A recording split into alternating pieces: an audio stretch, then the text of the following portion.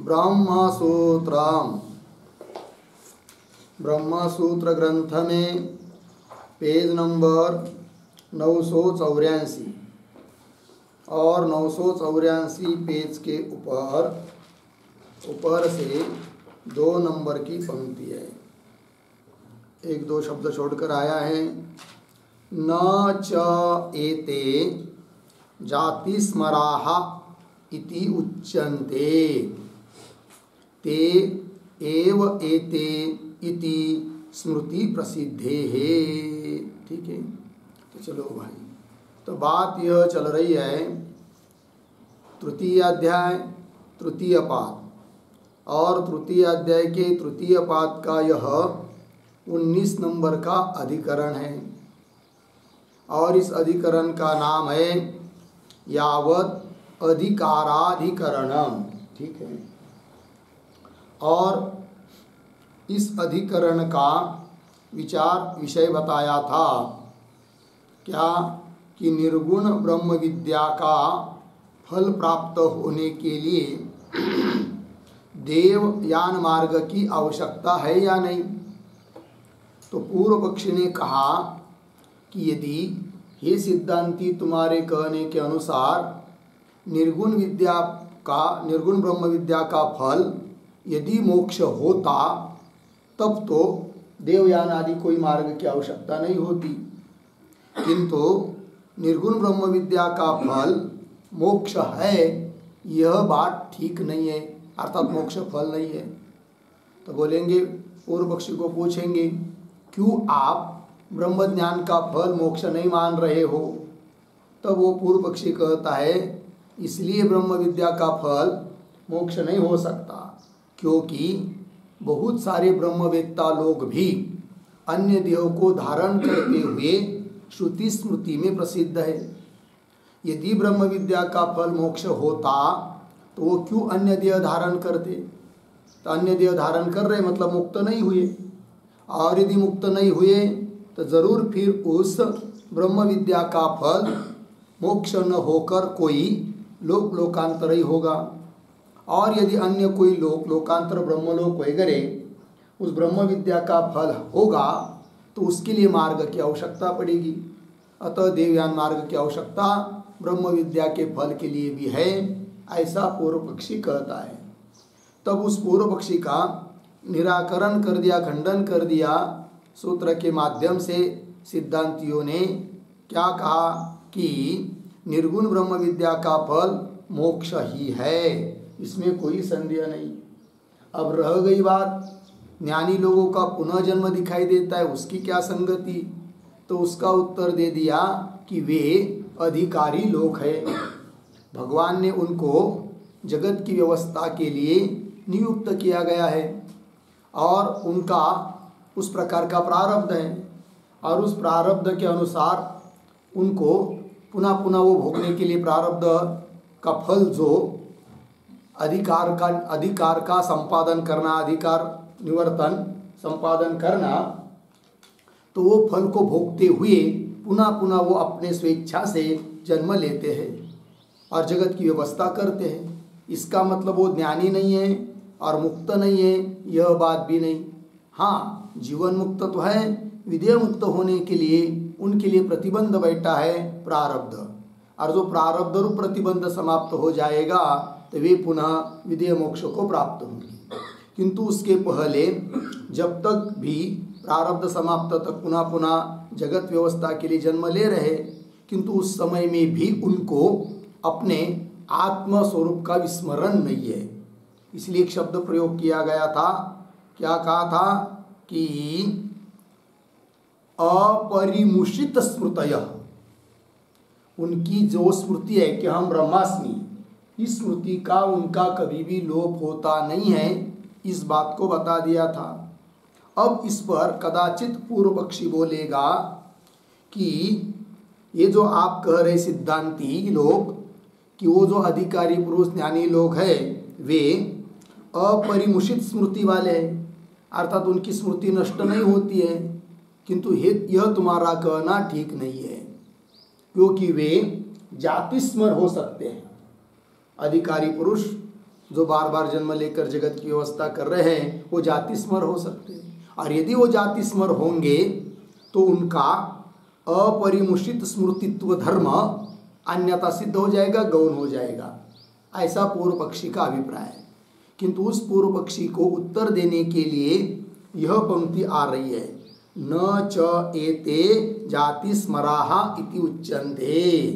क्या? च एते जाति स्मराहा इति न उच्यन्ते। ये जाति स्मर लोक नहीं है। बोलेंगे जाति स्मर किसको कहते हैं और ये जाति स्मर नहीं है, इनका मतलब क्या अभिप्राय है? तो देखिए फिर एक एक बात को पंक्ति पढ़ी।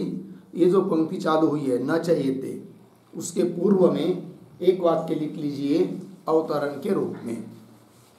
तो लिखेंगे ननु विदुषाम,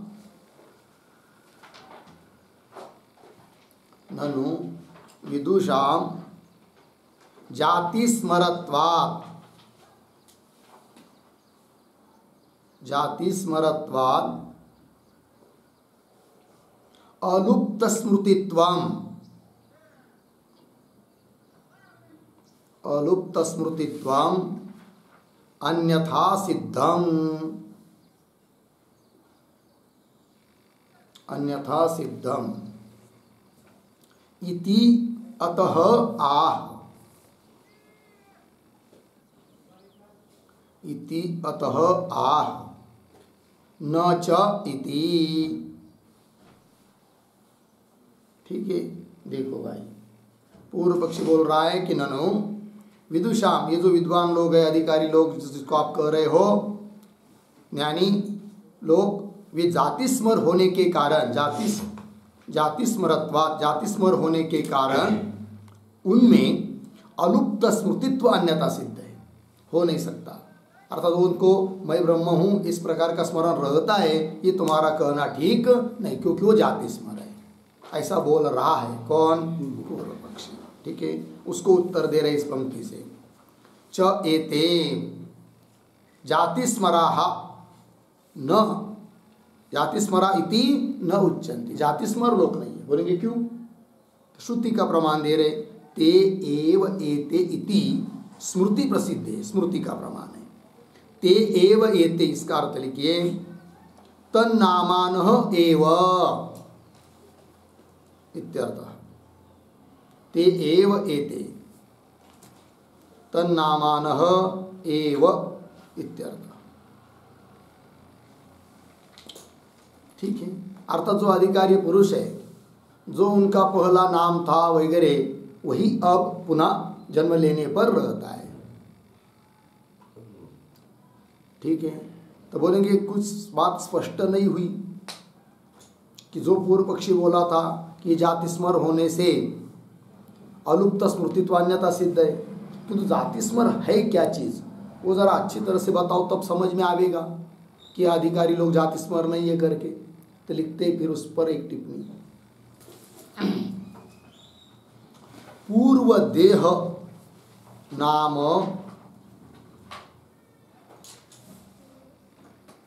पूर्व देह नाम प्रत्यभिज्ञानहीनाः, प्रत्यभिज्ञानहीनाः परतंत्राः, परतंत्राः साभिमानाः,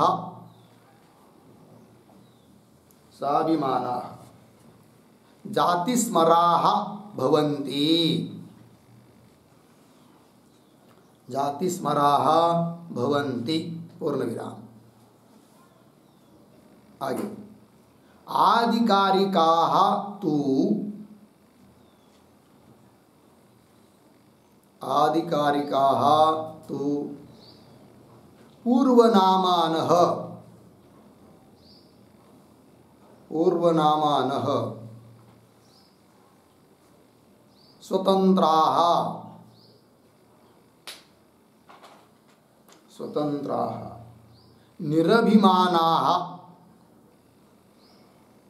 निरभिमानाः इति इति जाति स्मर आधिकारिकयोः इति जाति स्मर अधिकारिकयोः भेदः अस्ति।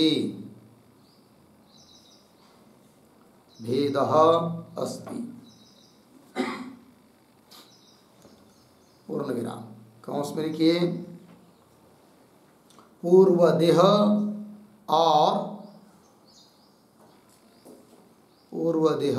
और नाम के प्रत्यभिज्ञा से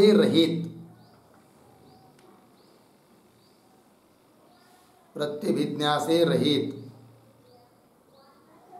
परतंत्र स्वाभिमान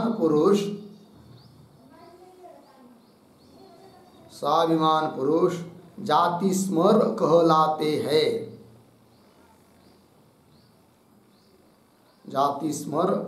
हैं। पूर्ण विराम। और आधिकारिक पुरुष तो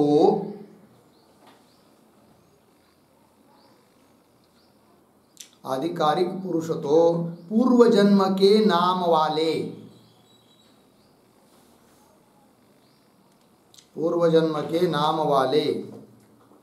अर्धविराम स्वतंत्र और निरभिमान होते हैं। ऐसा जाति स्मर और आधिकारिकों का भेद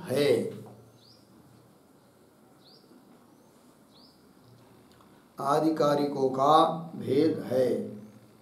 पूर्ण विराम हो गया। अर्थ देखिए भाई।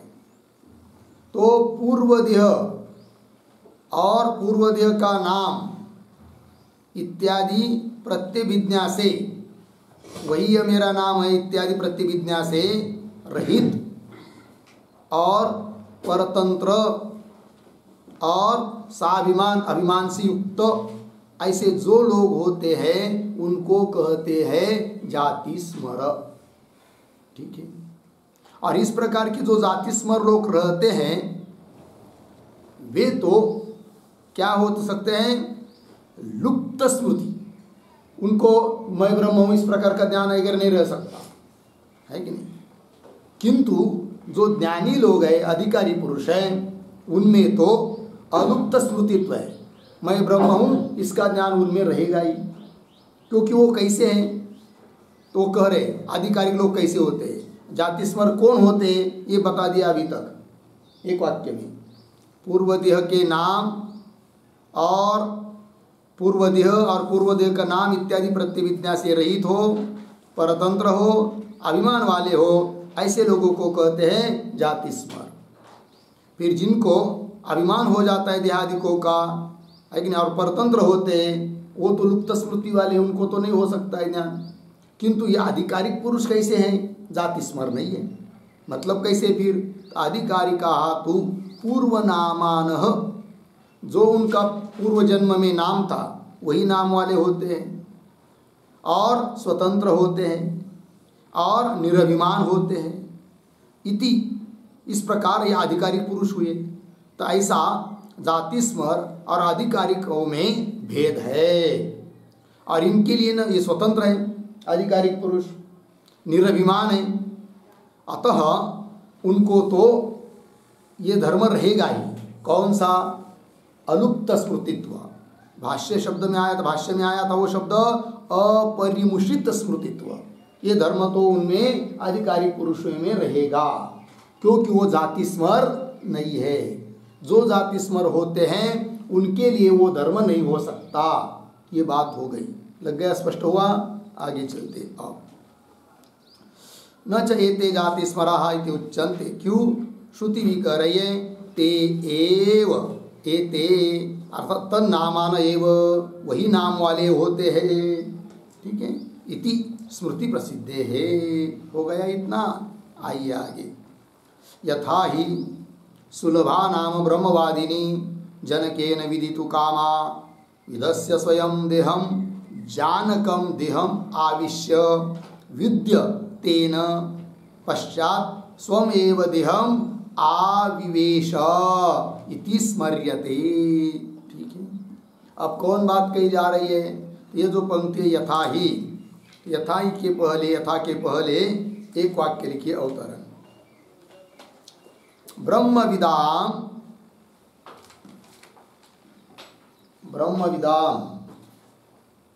स्वातंत्रेण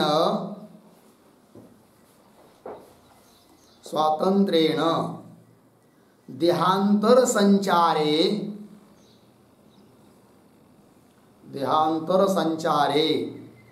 दृष्टांतम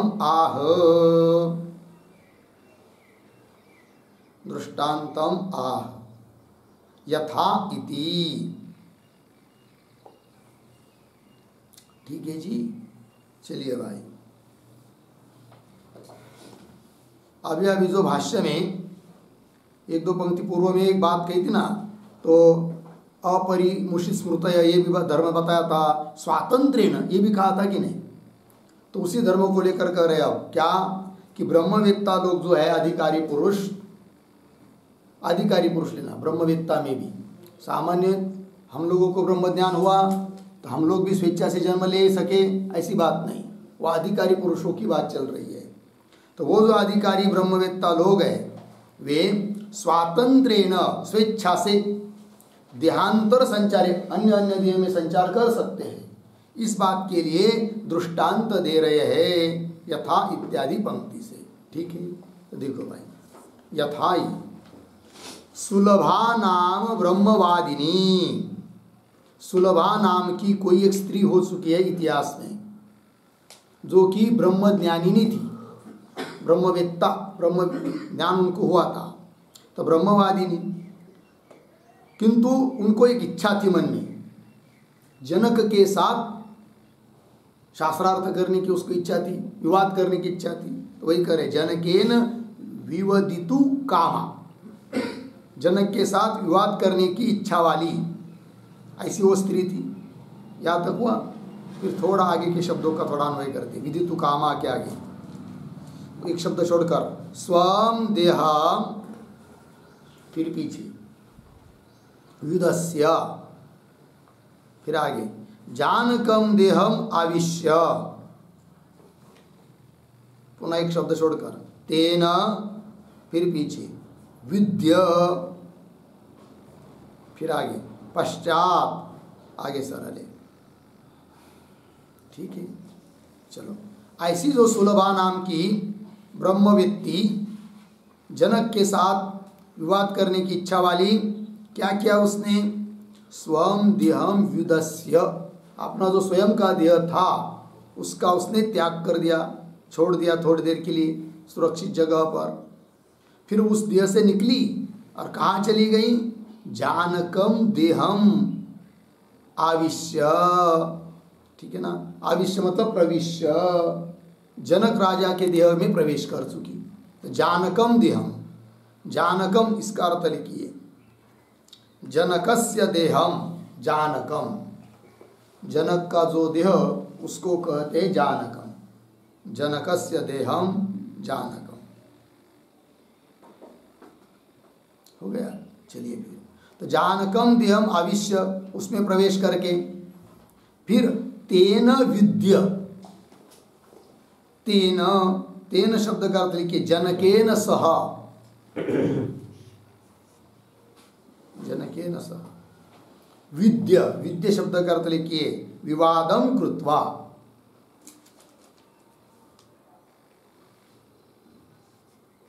ठीक, जनक के साथ विवाद किया, फिर विवाद करके पश्चात, बाद में जब विवाद समाप्त हुआ, उसकी इच्छा पूरी हो गई, तब उस पश्चात बाद में उस जनक का देह में जो प्रवेश किया था उसने उसको छोड़ दिया और अपना जो पुराना पहला देह था उसमें प्रवेश कर गई। तो वही करे, पश्चात स्वम एव देहम आविवेश, अपने ही देह में वो पुनः प्रवेश कर गई। इति स्मर्यते, ऐसा स्मृति ग्रंथों में बताया जाता है। इससे मालूम पड़ता है कि जो ब्रह्मवेत्ता लोग हैं वो स्वतंत्र रूप से देहादियों में संचार कर सकते हैं। इसलिए कहा था स्वातंत्र्येण। ठीक है, आगे चलिए। यदि ही उपयुक्ते सकृत प्रवृत्ते कर्मणि कर्मांतरम देहांतर आरंभ कारणम आविर्भवेत् ततः अन्यत् अपि अदग्ध बीजम कर्मांतरम तद्वत् एव प्रसज्जेत इति ब्रह्म विद्यायाः पाक्षिकम मोक्ष हेतुत्वम अहेतुत्वम वा शंकेत। ठीक है, चलिए भाई, पहले थोड़ा शब्दों का अन्वय कर लेंगे हम लोग। तो शुरू से, यदि ही एक शब्द छोड़कर सकृत प्रवृत्ते पीछे उपयुक्ते आगे कर्मणि पुनः एक शब्द छोड़कर देहांतर आरंभ कारणम पीछे कर्मांतरम आगे आविर्भवेत् आगे सरल है, हो गया। देखिए भाई, और ये जो पंक्ति चालू हुई यदि इत्यादि, उसके भी पूर्व में एक वाक्य लिख लेते हैं अवतरण के रूप में। लिखेंगे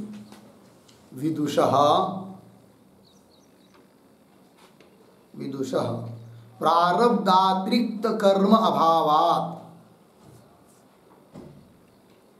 प्रारब्धातिरिक्त कर्म अभावात् न बंधः अर्धविराम निमित्ताभावे नैमित्तिकाभावः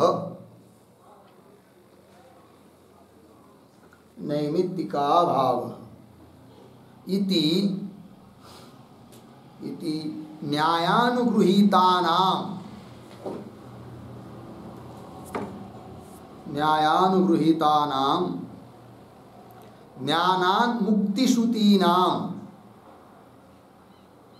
ज्ञानान् मुक्तिश्रुतीनां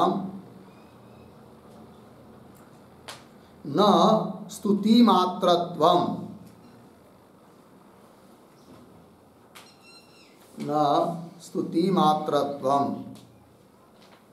इति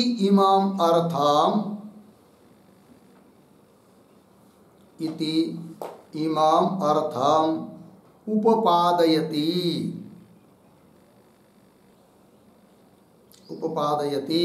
यदि इति। ठीक है, देखो भाई अर्थ।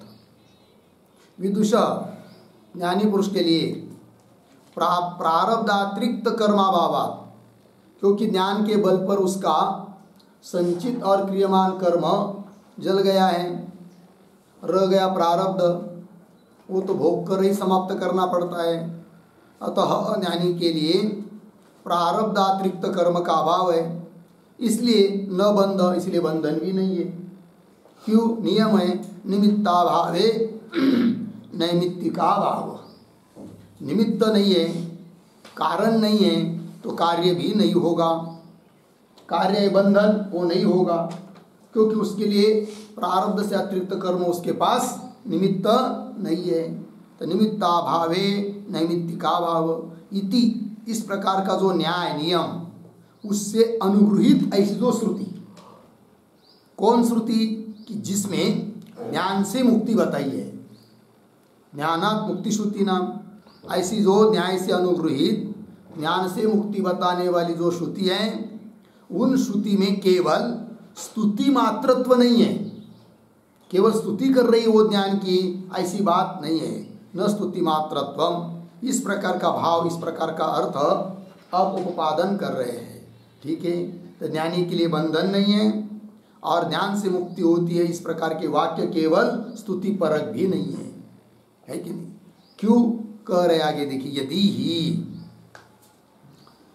तो अन्वय के अनुसार यदि ही सकृत प्रवृत्ते उपयुक्ते कर्मणि, सकृत प्रवृत्ति एक बार जिसकी फल देने के लिए प्रवृत्ति हो चुकी है, ऐसा प्रारब्ध कर्म। और आगे सकृत प्रवृत्ते, और वो कर्म प्रारब्ध कर्म पुनः कैसा, उपयुक्ते कर्मणि। उपयुक्ते, उपयुक्ते शब्द का अर्थ लिखिए, उपभोगेन उपक्षीणे सति, उपक्षीणे सति, यह अर्थ हुआ उपयुक्ते पद का। ठीक है, देखिए भाई, उपभोग के द्वारा उपक्षीण हुआ है, समाप्त हुआ है, ऐसा जो कर्म है कि नहीं, प्रारब्ध कर्म। क्योंकि प्रारब्ध कर्म भोगों ने समाप्त करना पड़ता है, और उसकी एक बार प्रवृत्ति हो चुकी है फल देने के लिए, तो रुकेगा भी नहीं। उसके लिए बाण का उदाहरण देते हैं, बाण को छोड़ दिया तो उसको कुछ नहीं कर सकते, लक्ष्य तक जाएगा ही, जब तक उसका वेग है तब तक जाएगा, वेग समाप्त हुआ तब समाप्त होगा, धरती पर गिरेगा।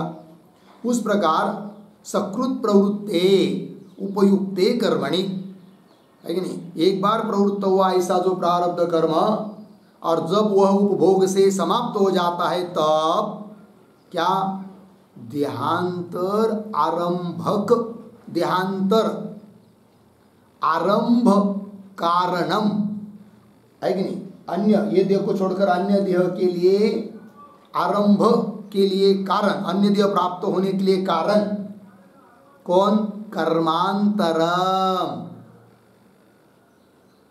कर्मांतरम आविर्भवेत।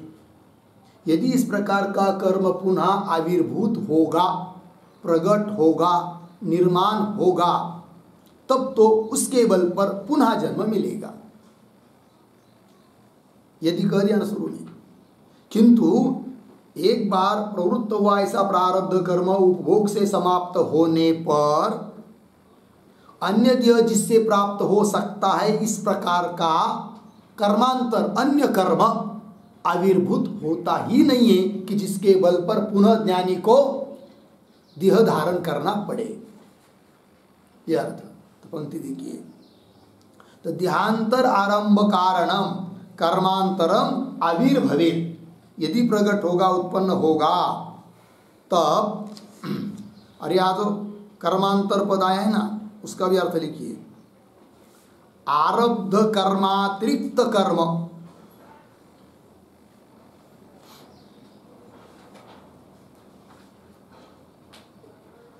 आरब्ध कर्मातिरिक्तम कर्म। ठीक, ये इतना अर्थ हुआ। और देहांतर, ये जो पद आया है उसका भी अर्थ, देहांतरम बराबर वर्तमान देहातिरिक्त भावी देह, वर्तमान देहातिरिक्त भावी देह। हो गया ना जी, चलिए भाई,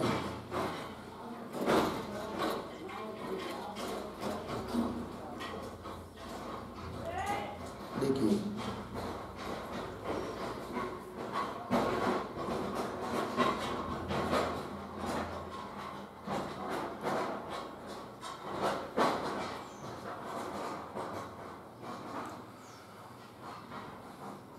पुनः देखिए पंक्ति का अर्थ,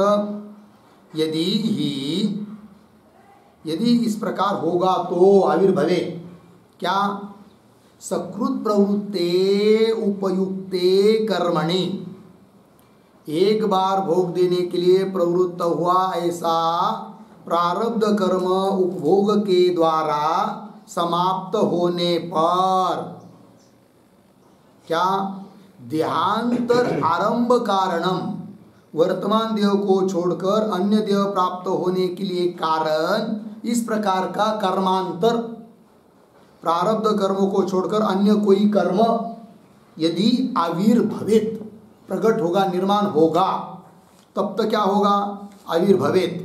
फिर आगे, ततः अन्यत अपि अदग्ध बीजम कर्मांतरम, उससे फिर अन्य कर्म उत्पन्न हुआ, उसका भोग होगा, वो समाप्त होते नहीं तो दूसरा उत्पन्न होगा, वो समाप्त होते नहीं तीसरा उत्पन्न होगा, ऐसा चलता रहेगा। यदि ऐसा होगा तो ततः अन्यत अपि, अन्य भी कर्म, कैसा? अदग्ध बीजम, जिसका बीज दग्ध नहीं हुआ है, इस प्रकार का कर्मांतरम, अन्य कर्म पुनः उत्पन्न होगा।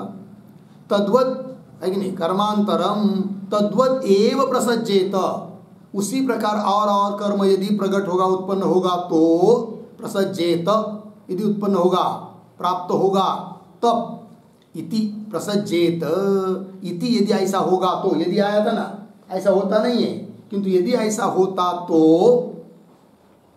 ब्रह्म विद्यायाः पाक्षिकम मोक्ष हेतुत्वम अहेतुत्वम वा शंकेत। तब तो ये शंका करना उचित था, क्या? कि ब्रह्म विद्या मोक्ष के लिए कारण है, लेकिन पाक्षिक है, अनिश्चित है।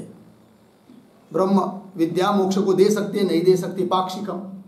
क्यों?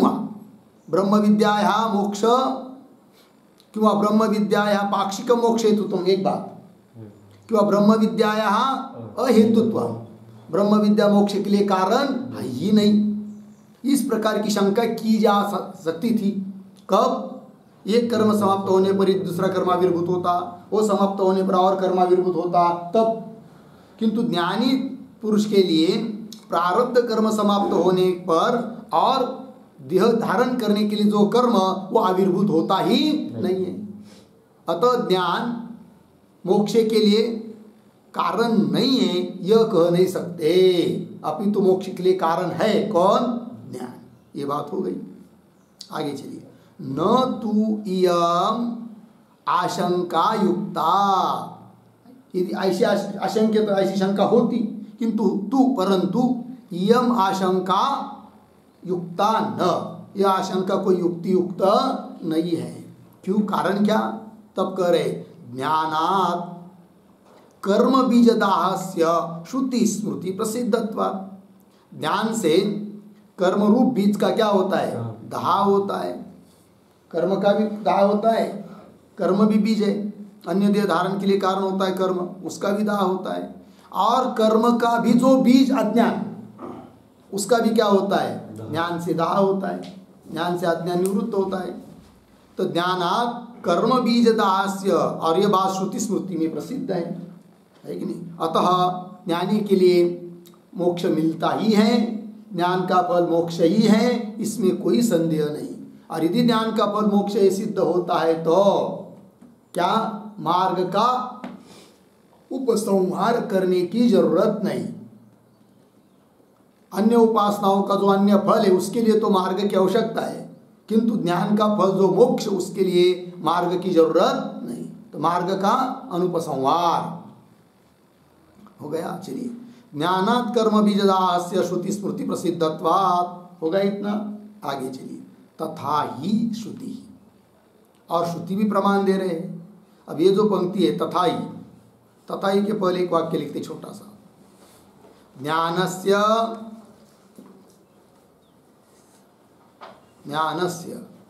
ऐकांतिक फलत्वम, ऐकांतिक फलत्वम व्यतिरेकतः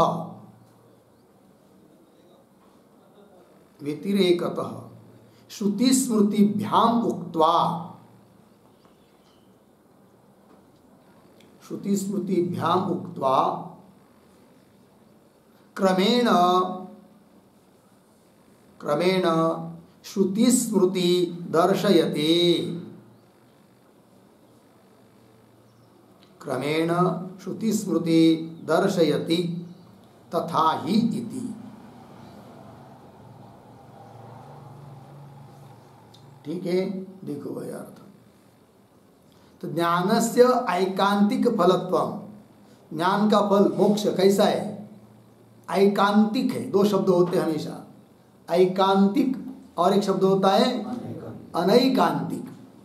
अनैकांतिक शब्द का अर्थ होता है व्यभिचारी, और ऐकांतिक शब्द का अर्थ होता है अव्यभिचारी, निश्चित। तो ज्ञान का फल व्यभिचरित नहीं है, निश्चित है। तो ऐकांतिक फलत्वम, यह बात व्यतिरेकतः व्यतिरिक्त मुख से ऊपर की पंक्ति में बता दी, श्रुति स्मृति का आधार लेकर। तो श्रुति स्मृति व्याम व्यतिरेकत बताया। अब जिन श्रुति स्मृति के आधार पर ज्ञान का फल ऐकांतिक रूप से वेदांती कहते हैं, उन श्रुति स्मृति को दिखा रहे अब क्रमशः। श्रुति को बताएंगे फिर स्मृति को भी बताएंगे। तो वही आइए पंक्ति, तथा ही श्रुति भिद्यते हृदय ग्रंथिश्छिद्यन्ते सर्व संशयाः क्षीयन्ते चास्य कर्माणि तस्मिन् दृष्टे परावरे। ठीक, मुंडक 228 पदच्छेद। भिद्यते हृदय ग्रंथि छिद्यन्ते सर्व संशयाः क्षीयन्ते च अस्य कर्माणि तस्मिन् दृष्टे परावरे। श्रुति के शब्दों का थोड़ा अन्वय करते हैं अंतिम में, तस्मिन् परावरे, फिर पीछे दृष्टे, थोड़ा और पीछे अस्य, शुरू में हृदय ग्रंथि ही पीछे भिद्यते सर्व संशयाः छिद्यन्ते च कर्माणि क्षीयन्ते। हो गया जी। देखो भाई अर्थ, तस्मिन् परावरे दृष्टे। दृष्टे शब्द का अर्थ होता है साक्षात कृते सति। किसको? परावरे। परावरे मतलब पर और स्वरूप परमात्मा। पर मतलब कारण स्वरूप है कि नहीं, अवर मतलब कार्य स्वरूप। तो कारण नहीं परमात्मा ही जगत का, और ही जगत भी क्या है? परमात्मा ही एक दृष्टि से। अतः परावरे अर्थात कार्य कारण स्वरूप उस परमात्मा का साक्षात्कार होने पर, अहम ब्रह्मास्मि इस प्रकार का दृढ़ अपरोक्ष बोध होने पर क्या होता है जी? तब करे अस्य, इस प्रकार का ज्ञान जिसको हुआ है उस व्यक्ति के, अस्य ज्ञानिनः हृदय ग्रंथि ही विद्यते, इसके हृदय की ग्रंथि नष्ट हो जाती है। हृदय की ग्रंथि, हृदय की ग्रंथि मतलब क्या भाई? तो जैसे अज्ञानी लोगों में हृदय में वासनारूप ग्रंथि रहती है, उस प्रकार की वासनारूप ग्रंथि ज्ञानी के हृदय में रहती नहीं है। तो ग्रंथि मतलब गाठ। क्यों? अध्यास, अन्योन्याध्यास, ये जो हुआ है आत्मा अनात्मा का अध्यास, वो भी उसके हृदय में रहता नहीं है, स्वस्वरूप में स्थित हो जाता है। कौन? ज्ञानी पुरुष। तो हृदय ग्रंथि विद्यते और सर्व संशयाः छिद्यन्ते, और उसके हृदय में जितने भी कुछ संशय है, क्योंकि जगत के बारे में भी कोई संशय नहीं रहता है ज्ञानी को, क्योंकि जगत के बारे में उसका निश्चय हो चुका है क्या? मिथ्यात्व का। और मिथ्या वस्तु के बारे में क्या संशय करना, वो भी संशय समाप्त हो जाते हैं। और फिर मैं कौन हूँ, क्या हूँ, कहाँ से आऊँ, ये भी कोई संशय नहीं रहता है आत्मा के बारे में भी, क्योंकि उसका दृढ़ निश्चय हुआ है क्या? अहम ब्रह्मास्मि। तो सर्व संशया छिद्यन्ते। इतना ही नहीं, और अस्य कर्माणि क्षीयन्ते, इसके सभी कर्म क्षीयन्ते मतलब नष्ट हो जाते हैं। बताया ना। चलिए आगे चलते। ये एक श्रुति हो गई मुंडकोपनिषद की थी, और दूसरी श्रुति दे रहे हैं छांदोग्य उपनिषद की। स्मृति लंबे सर्वग्रंथीनाम विप्रमोक्षः इति च एवमाद्या। क्या? श्रुति। इति एवमाद्या श्रुति, इस प्रकार की श्रुति होती है। ठीक है ना। तो स्मृति लंबे, लंबे मतलब प्राप्त होने पर। कौन? स्मृति। स्मृति प्राप्त होने पर। बोलेंगे काय की स्मृति? घटपट की स्मृति? नहीं नहीं, जिसको हम लोग भूल गए हैं उसकी स्मृति। किसको भूल गए हैं? अपने स्वस्वरूप को भूल गए हैं। तो ब्रह्म, तो स्मृति का मतलब हो यहाँ पर मैं ब्रह्म हूँ, इस प्रकार की स्मृति प्राप्त होने पर, अर्थात तत्व साक्षात्कार होने पर, सर्व ग्रंथि नाम विप्रमोक्ष, सभी ग्रंथियों का विशेष रूप से प्रकर्षेण क्या हो जाता है? मोक्ष, अर्थात छुट्टी। किसकी? ग्रंथियों की।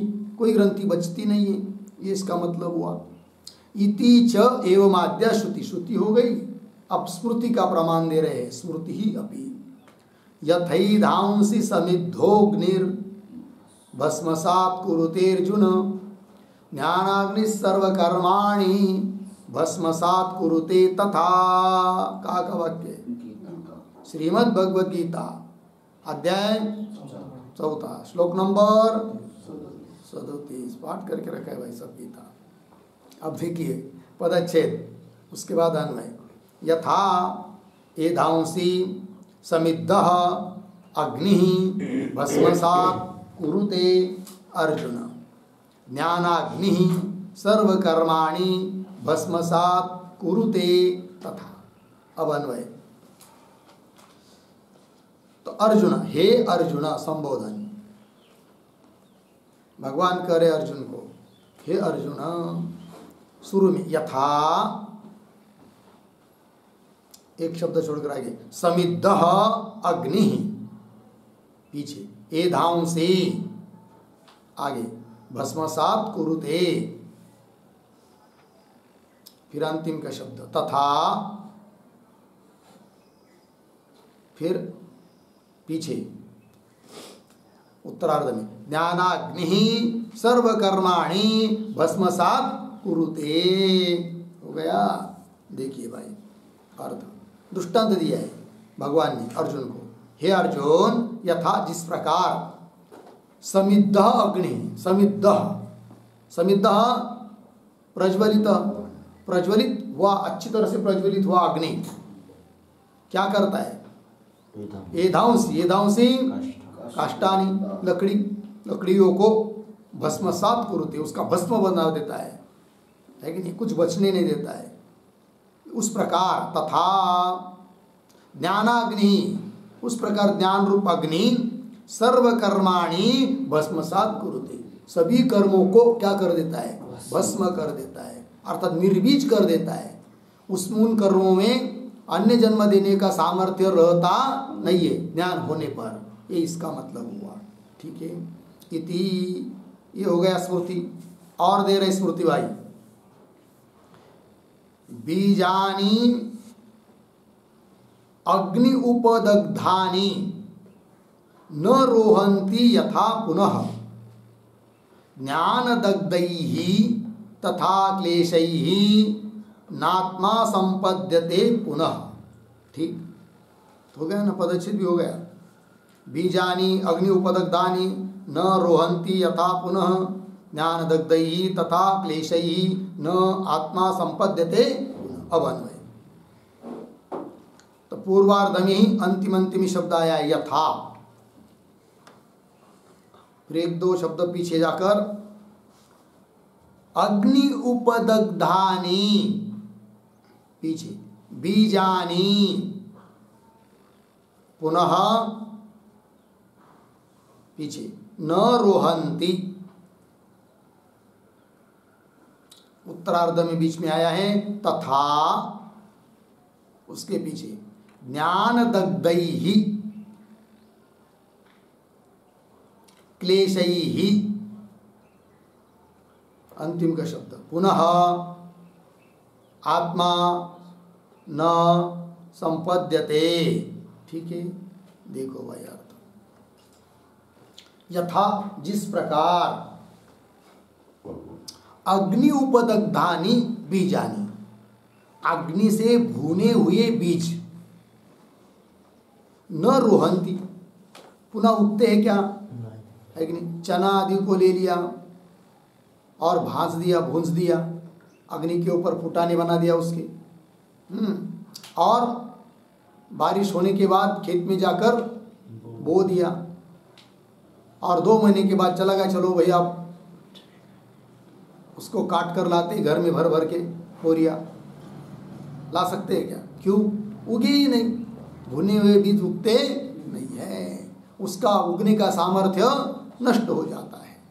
ये उस प्रकार तथा क्या? ज्ञान दग्धैः क्लेशैः, ज्ञान के द्वारा जल गए ऐसे जो क्लेश, अविद्या, अस्मिता, राग, द्वेष, अभिनिवेश, ये सब क्लेश अविद्यादि नष्ट हो गए। तब फिर पुनः आत्मा न संपद्यते, पुनः आत्मा उस क्लेशों को प्राप्त होता नहीं है। तो अविद्यादि को प्राप्त ही नहीं होता है, जो सभी कर्म का बीज है। तो कर्म भी दग्ध हो गई, अविद्या, उस कर्म का कारण अविद्या भी नष्ट हो गई, अतः उसको फिर पुनः जन्म भी मिलता नहीं है। ये बात बता दी। इति च एवमाद्या स्मृति, इस प्रकार की स्मृति भी है। हो गया इतना, आगे चलिए। न च अविद्यादि क्लेश दाहे सति क्लेश बीजस्य कर्माशयस्य एक देश दाहे एक देश प्ररोह च इति उपपद्यते। अर्धविराम। न ही अग्निदग्धस्य शालिबीजस्य एक देश प्ररोह दृश्यते। ठीक है जी, चलिए भाई, ये जो पंक्ति है न च अविद्यादि क्लेशदायी इत्यादि, उस न के पूर्व में एक वाक्य लिख लेते हैं अवतरण के रूप में। लिखेंगे श्रुति स्मृति उक्तार्थे, श्रुति स्मृति उक्तार्थे युक्तिम अपि आह, युक्तिम अपि आह न च इति। ठीक है, देखो भाई, श्रुति और स्मृति में कहा हुआ जो अर्थ है, उस अर्थ में युक्तिम अपि, युक्ति भी अब दे रहे हैं। ठीक है, क्या है वो, देखिए पंक्ति। न च अविद्यादि क्लेश दाहे सति। ठीक है, ऊपर बताया ना क्या, ज्ञान अग्नि से क्या होता है, अविद्यादि क्लेश नष्ट होते हैं। तो अविद्यादि क्लेश दाहे सति, अविद्यादि क्लेश जल जाने पर क्लेश बीजस्य कर्माशयस्य एक देश दाहे एक देश प्ररोह च इति न उपपद्यते। न वाक्य के आरंभ में जो न है ना, वो इधर लाना, न उपपद्यते। अब देखिए अर्थ, चल अविद्यादि क्लेशदायी, अविद्यादि समस्त क्लेश नष्ट होने पर क्लेश बीजस्य, जो क्लेश का बीज अनर्थ का बीज है, अविद्या और कर्म का समूह, वे सब उनमें से कर्माशय रूप एक देश जल जाने पर, कर्माशय अशय संग्रह समूह, कर्म का समूह, कर्माशयस्य एक देश दाहे, कर्म के समूह का एक देश नष्ट होने पर एक देश, क्योंकि कर्म में तब ही सामर्थ्य है अन्य जन्म देने का जब उसके लिए सपोर्टर रहती है अविद्या वगैरह।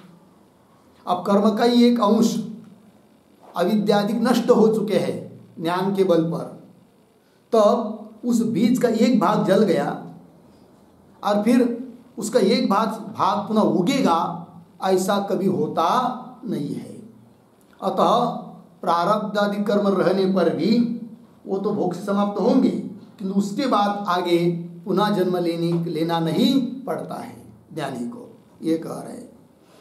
तो वही कह रहे, अविद्यादि क्लेशदाये सति क्लेश बीजस्य कर्माशयस्य एक देश दाहे, एक भाग जल जाने पर, बीज का एक भाग जल जाने पर अविद्यादि नष्ट हो चुके हैं।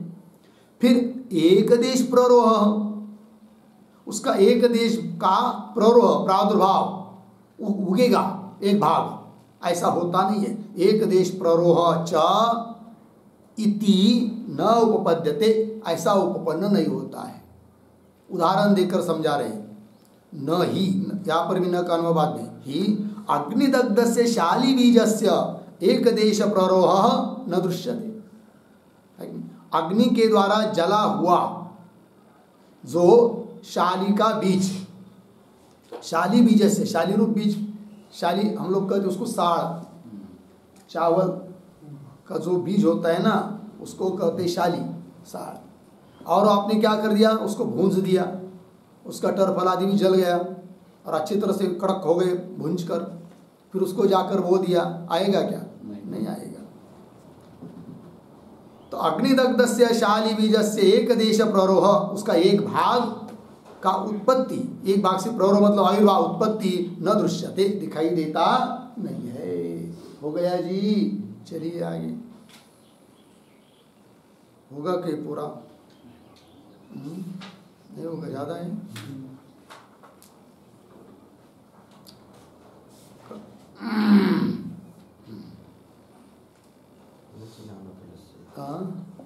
न च ज्ञान फल से एकांकित तक होगा। अच्छा ठीक है।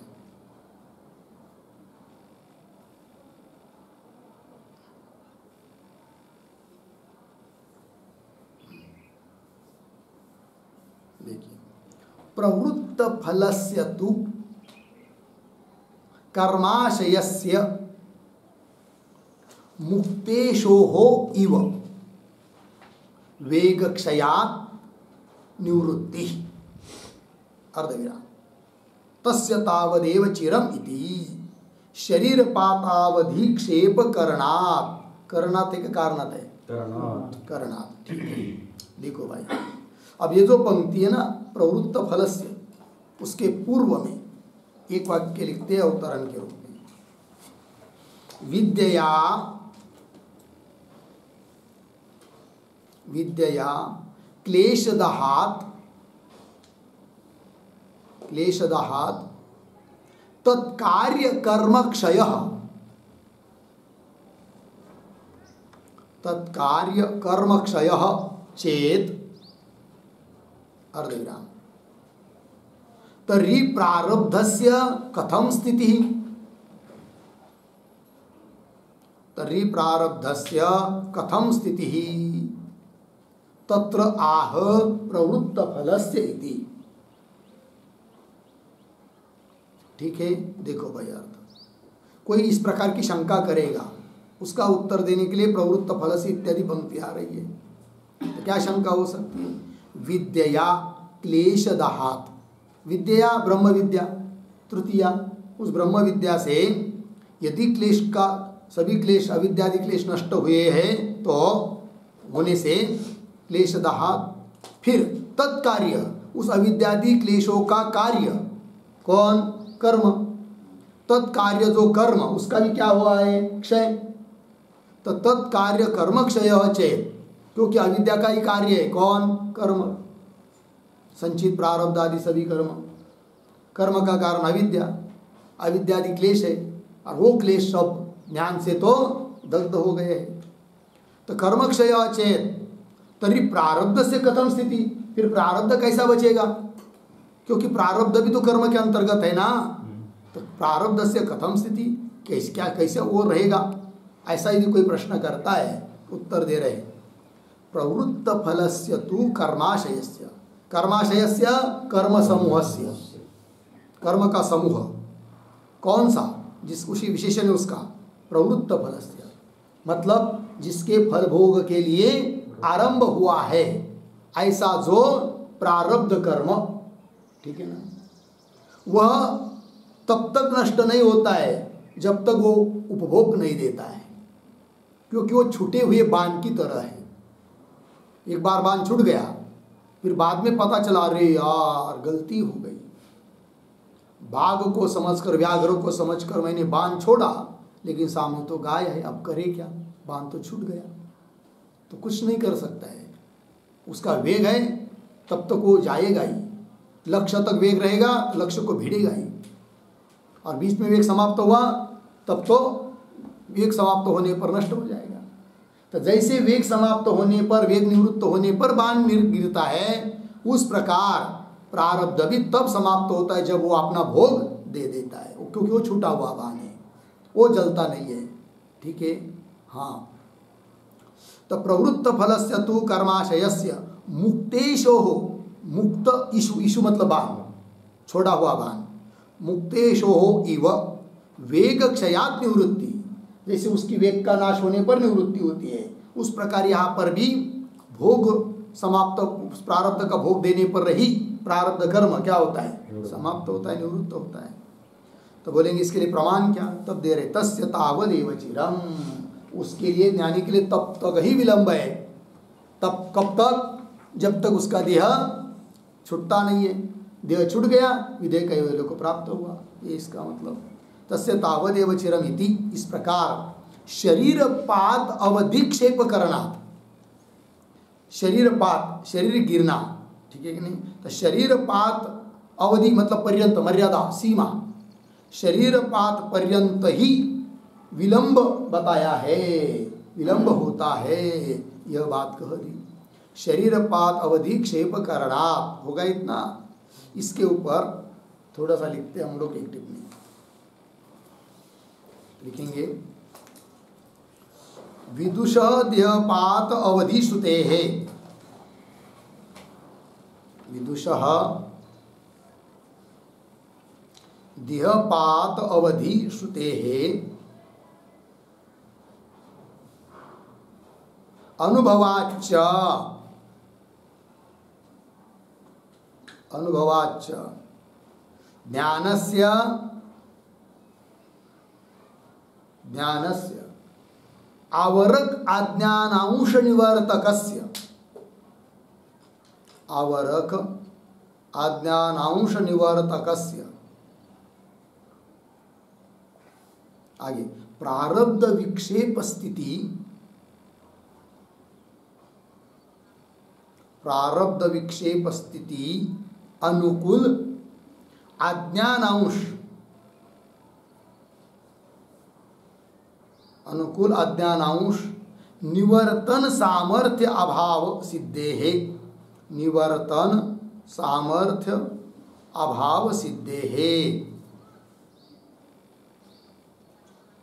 भोगेन एव प्रारब्ध क्षयः इति भाव,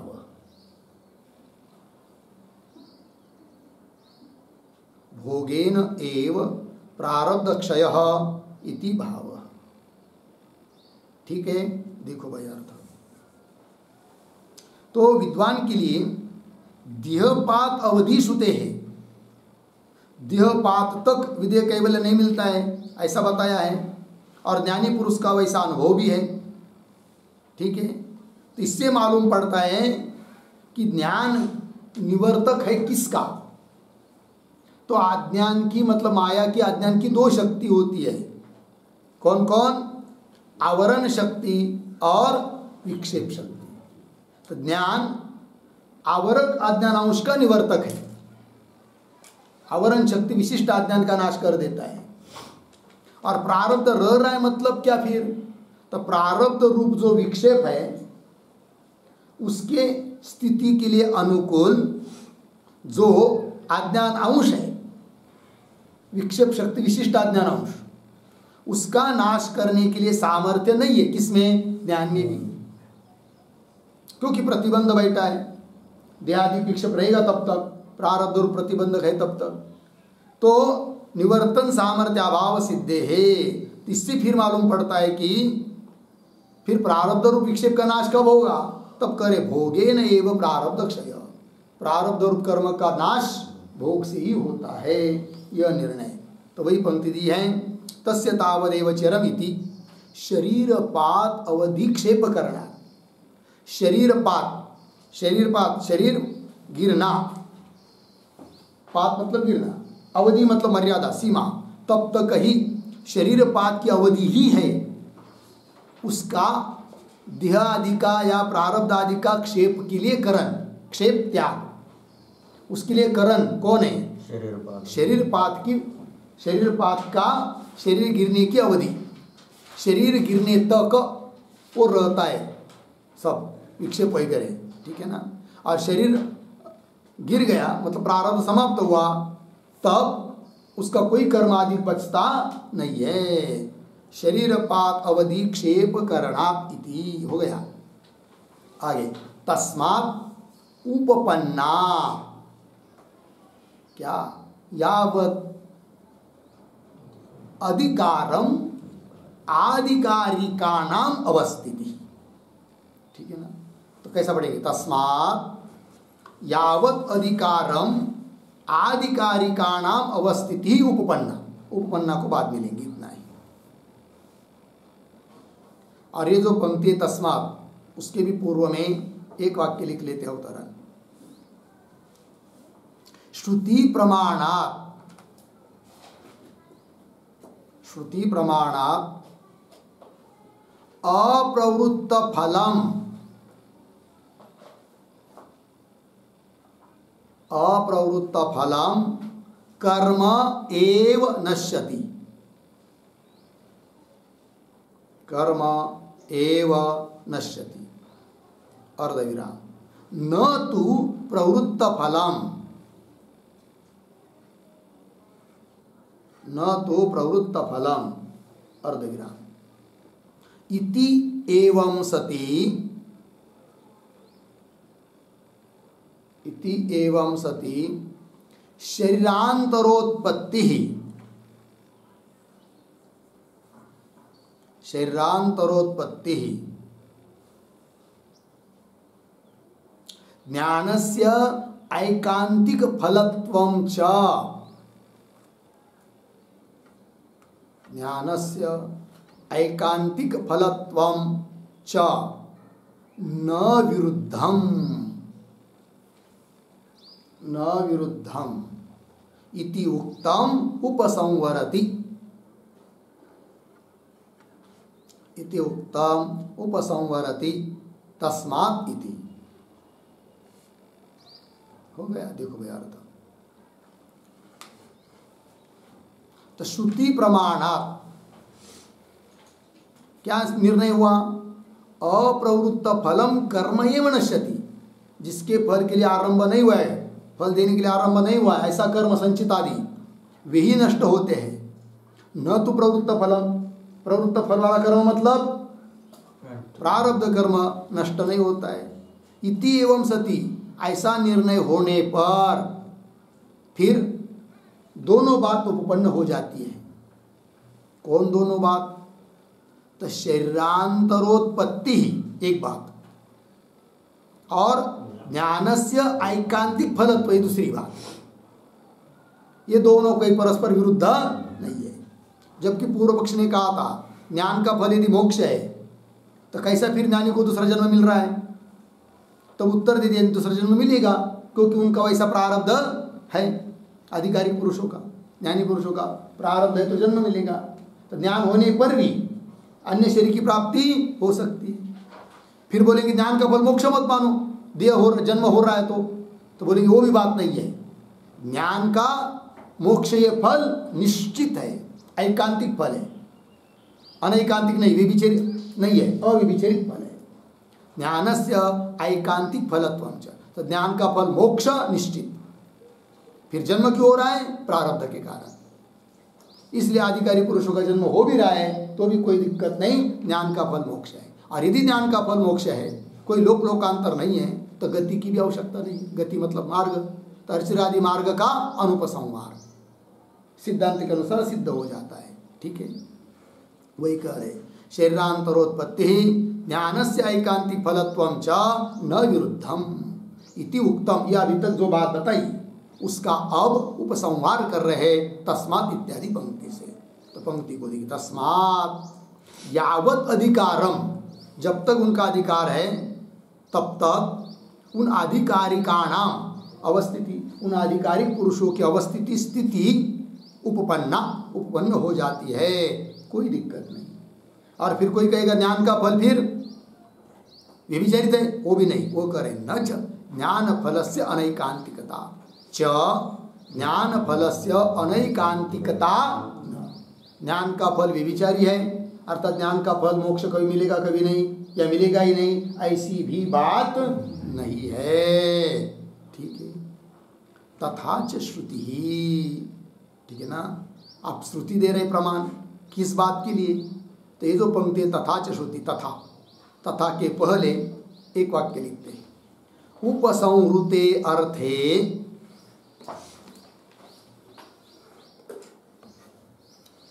उपसंहृते अर्थे प्रमाणम आह,